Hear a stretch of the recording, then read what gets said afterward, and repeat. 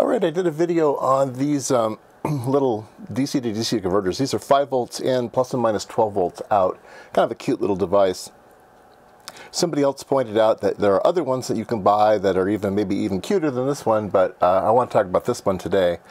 And how you can do so much with so little amount of parts. Okay, there's not many parts in here. There's only one inductor and a couple diodes and stuff. So I sleuthed around on the internet, and I think I know what's going on here. So I drew a schematic. So here is my schematic. Let me move my camera over. All right. The device uses an XL6007 chip, and you give it power and it whacks up and down a inductor. So it has a built-in FET, and it pulses that inductor. It runs over to a diode, catches all the positive peaks and puts it on this capacitor, and poof, goes out. Okay? So how does it generate negative voltages if it's only doing positive voltages? Well, let me put my finger over this stuff, and you can see that that's the same, and that's the same, and that's the same. You only have to add 2 things to make it into one of these fancy plus and minus things. All right? So let's go ahead and cover those up for now, and we'll just talk about, let's see here, yeah, we'll just talk about what's left. We'll talk about what's left over, and then we'll talk about that thing. Okay? So this thing is going to be pulsing up and down. And this is going to catch all the positive peaks, and it's going to put this on this capacitor, and we'll get a positive voltage. Now we want to regulate it, so we're going to bring that output voltage into a voltage divider, and that goes into a feedback into the chip. Now the feedback is set that this chip tries to do everything it can in order to make the feedback 1.25 volts. Okay, if you're bigger than 1.25 volts, this thing will start to pulse slower. And if this thing is less than 1.25 volts, this will pulse faster, try to generate more voltages. So that's the way these parts work. All right, let's take a look at the data sheet here of the XL6007. 5 volts to 18 volt input, positive or negative voltage output programmable with a single feedback pin. Okay, let's see here, 1.25 reference. It's 400 kilohertz switched frequency. Okay, so I want to take a look on a scope. People were interested in the noise and spikes and stuff coming out of this thing. Maximum 2 amps switching current. Up to 90% efficiency. A little SO8 package. Yeah, pretty cool little part. Okay, so how do we get negative voltages? Well, we add these 2 things. Okay, so let's zoom down on those. All right, so positive is self-explanatory.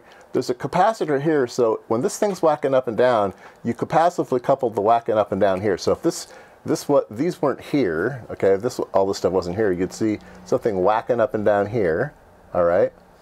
And what you do is you clamp it. So now it's clamping, so it's wiggling up and down below 0. And then you take negative peaks off of that. So we'll take a look at that on the oscilloscope, and maybe it'll make more sense to you guys. But that's the way it's done. It just references it, and then clamps it, clamping diode, and then a rectification. So that's all there is to it. Now, one thing you might notice is it's not regulated. This is regulated, okay, but this is not regulated. And so this is expected to follow what this circuit does. And that's it's a bit hand wavy, but that's the way this thing works. So yeah, the regulation on the negative side is not going to be great. Regulation on the positive side is going to be very good. All right, let's take a look at some waveforms on the oscilloscope. All right, I have the little guy wired up here, and we'll be taking a look at some waveforms. And let's try to get the glare off things. Okay, that looks pretty good. All right. First of all, we'll look at that inductor, and yep, the inductor is doing its thing. We'll do a single shot. So it is turning it on, and then it rings down and turns it on, rings down, turns it on, rings down. So that looks very, very familiar. I've done videos on switch mode power supplies and stuff before. I've showed these waveforms before. you can see that we have a center point here of 5 volts, and it's whacking up and down. It goes down to 0, and then it flies up here to this 12 volts, and then it goes back down again. So that all makes perfect sense. Let's zoom in on that. Yeah, it looks pretty cool. Again, this is 5 volts, 10 volts, and about 12.5 volts, something like that. So that looks pretty cool. All right, let's take a look at the waveforms at that capacitor. Okay, so we have the same waveforms on this side. Okay, I'm just a different place in the circuit. I'm right before that capacitor, before it goes into the negative section, right? Let me show you down the picture here. I'm right here now, and I'm going to go across to the other side of the capacitor. We'll take a look at that clamping action, okay? So here's one side unclamped, and here's the other side that's clamped. And so you can see that it moves it below ground. Oops, let's see if we can scope probe on it here. It moves it below ground. Take a single shot here, move my trigger to the negative side. There we go.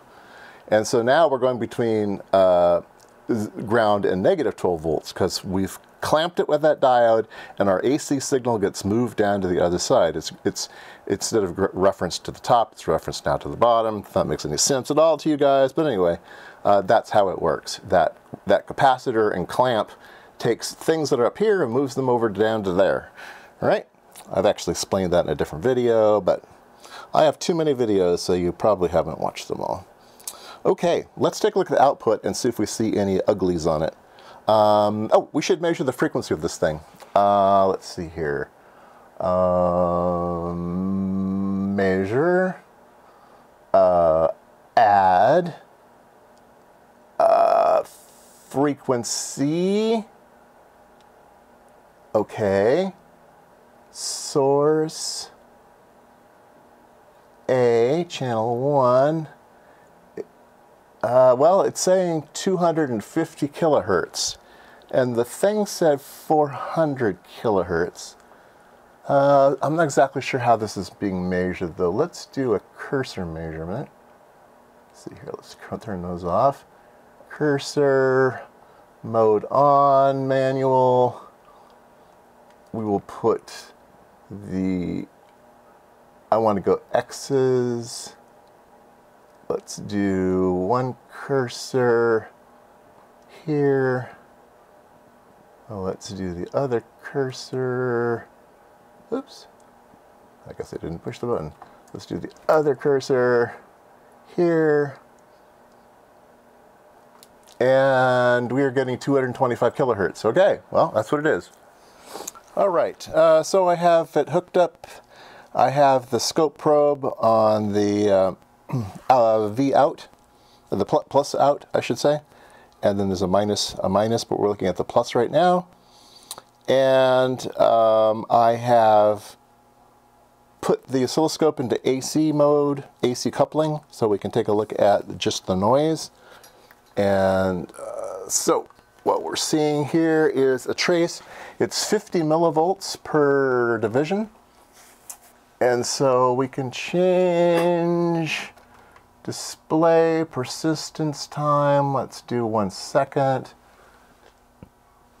And there you go. We can kind of see our noise levels about plus or minus, maybe plus or minus 25 millivolts. You know, a little bit of excursion maybe to 30, something like that. I don't know. Let me load it down though with a 240 ohm resistor. We should have a much more noise. And boom, there we go. Yeah, so we're getting noise, and we've got our switching going on.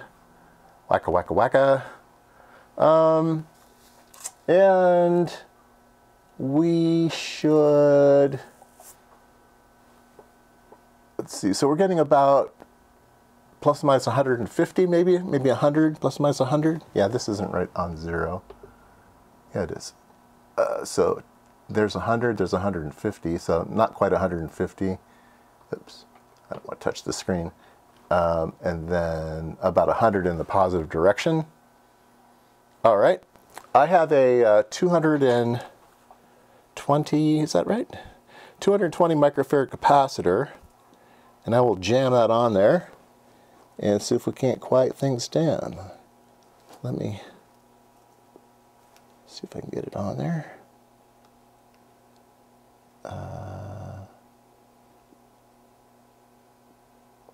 Yeah, there we go. We have to wait for that 1 second persistence to go down. So there we go, much quieter. Now we're about plus or minus 50 millivolts for the little excursions, and we're certainly within plus or minus 20 or something like that for the big stuff, or the little stuff I should say. Anyway, you know what I mean. Yeah, there you go. Let's take a look at the negative side of things. Move this off of here. Move this over here. Now we're looking at the minus 12 output.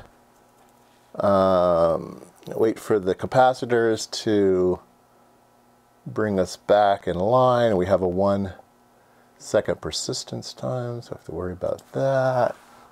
Let's get rid of that for right now. There we go. So we're offset a bit because of, why are we offset a bit? I don't know. Noise is only in one direction. That's kind of interesting. And let's load it down with our 240 ohm resistor. And different in this direction. That was interesting. I wonder why. I don't know. I don't know why it's different in this direction. Let's see if I can trigger on things down this way. Nope. Huh. I don't know. Might be that it's just not trying to... there's not a direct path that goes to that capacitor, so you're not getting maybe high voltage, high frequency spikes, high current spikes through the system. It's a bit rounded off. Let me put a capacitor on this one and see if it quiets down. Yeah, it does quiet down.